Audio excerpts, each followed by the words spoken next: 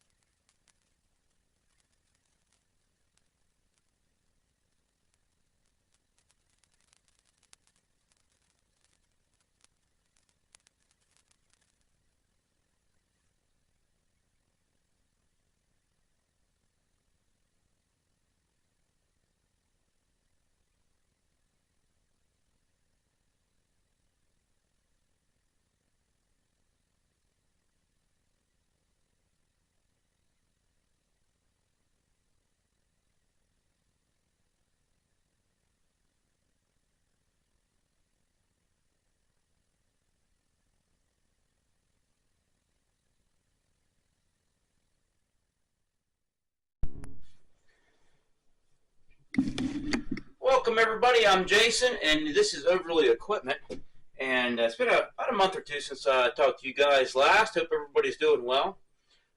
Today's little video is a short little video of just doing a couple little chores around the farm here. Well, I should say homestead, it ain't really a farm, but got the LGT loader out today, the Ford LGT 125 loader out, and we're doing some chores with it. We're going to go over a couple things today with it.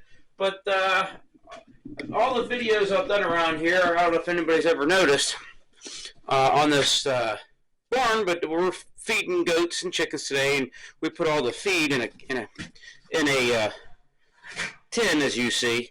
But there's a little container here, which actually comes through the wall, and it's actually a feed system I made, and I'm sure you've seen it in other videos. And nobody's ever questioned it, and I've never really gone into detail about it because I really don't use it that much anymore. But I have a built silo, custom built silo I should say, that I built years ago out of 55-gallon drums, cut the tops off of them. We have a drum cutter at work. Cut the tops and bottoms off, welded them all together, put a lid on it with a hinge, made a rack, and I backed the pickup right up through here, dropped the tailgate. I put a ladder up, and then I have a scaffolding plank that I go from the ladder to the truck, and I walk right up to it and cut each bag.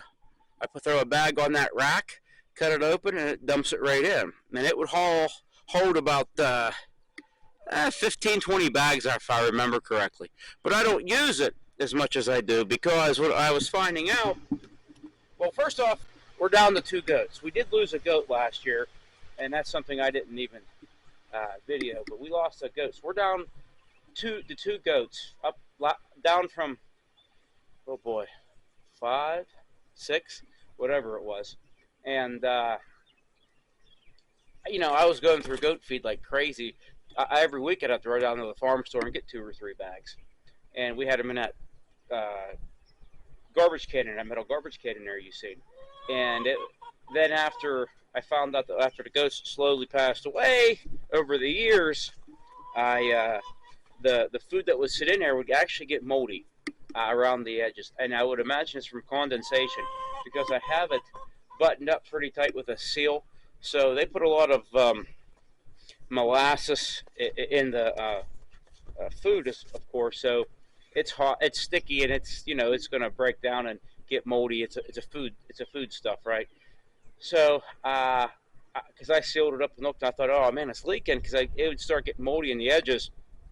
I figured it's either condensate or maybe water was getting in it.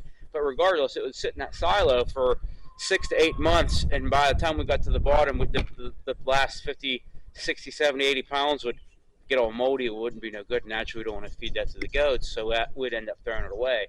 So we just went back to the garbage can, as you've seen and see in this video, and 2 bags, 50-pound bags now. Oh boy, last us probably 2-3 weeks with just those 2 goats plus hay. So it's a neat system. It was pretty cool, and it adds the touch to the whole barn look that we was going for. So now it's just a ornamental piece. So, but anyhow, let's move on up to this machine here. And I know I've never done a video on the forks on this thing, and it's a really handy little setup I got on this that I like. And it's a lightweight set of universal forks that I made out of Unistrut. Yes, they're non-adjustable, and they're pretty much are what they are. And I built them so I can move the totes around, the totes for the garden. Now, naturally, I ain't going to pick it up when they're full because that's 800 to 1,000 pounds of dirt, and this little machine can only do about 350, and that's about it. But the forks, like I said, are made out of Unistrut, and I welded some rods in through there, which are actually bolts, and I cut the bolts off, and I run bolts right through here. Actually, that one's a little loose, but it's a little tight too at the same instance. So I run bolts, drilled holes, and put bolts through. So now I can take it off when I want. I actually had a set of forks I sold last year. I was going to make a set of forks and remove the bucket, but then, good Lord, the forks themselves probably weighed 150 pounds. Well, that cuts the lifting capacity down on it. So I'm thinking, well, yeah, I'm not doing that. So I ended up making these. I actually made these, probably now 4, 5, 6, 7, 8 years ago now. And I've had them forks that long. So I'm going to do it one of these days. And I just never did. And then I realized that they were too heavy anyhow. And I ended up selling them to another guy to put them on a compact, which has a little bit more oomph than this little girl. But I figured we'd just go over a quick video. I'm remodeling the basement. That's where I've been all winter. Why I haven't made many videos. And it's all out of rough cut and things of that nature, naturally from the trees off the property. And I bought some nice rough cut poplar off a gentleman up in Somerset, if anybody's local to here in our area. He's up in Rockwood. His name is Christian Weaver. It's a family-oriented, they have a farm, and they have, 3 or 4 guys and a couple brothers, and working with the whole outfit out there, and they have a lot of nice lumber.